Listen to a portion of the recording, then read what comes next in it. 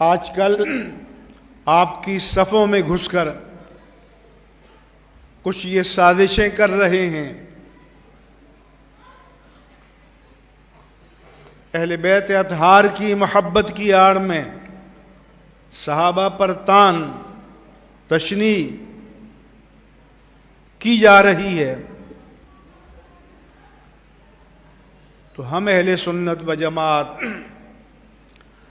ناموس الوہیت کے بھی پاسبان، ناموس رسالت کے بھی پاسبان، ناموس اہل بیت اطہار کے بھی پاسبان، ناموس امہات المومنین کے بھی پاسبان، ناموس صحابہ کرام کے بھی پاسبان، ناموس اولیاء کرام کے بھی پاسبان ہیں۔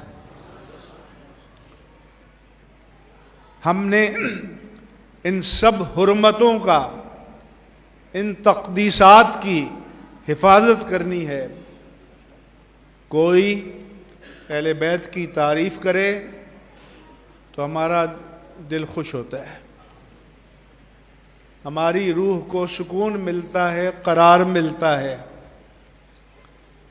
لیکن حدود شرع کے اندر، حدود بولو، ہم تعظیم کہاں تک بیان کریں گے؟ حدود شرع کے اندر۔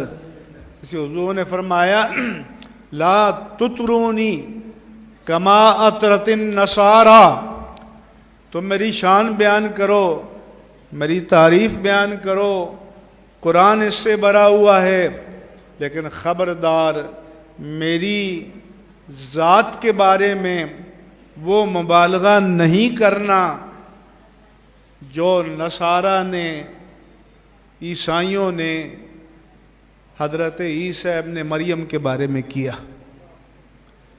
کیا مبالغہ کیا؟ کہ انہیں اللہ کا بیٹا بنا دیا۔ تو حضور نے فرمایا کہ میرے لیے تمہیں اس بات کی اجازت نہیں ہے۔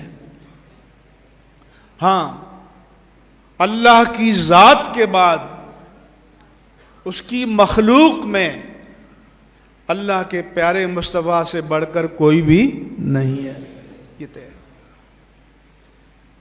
اس لیے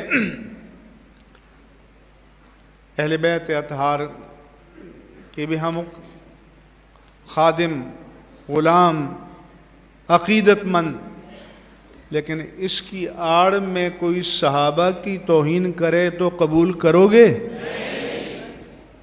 اہل بیت اطہار کی محبت کی آڑ میں کوئی امہات المومنین کی توہین کرے تو قبول کرو گے؟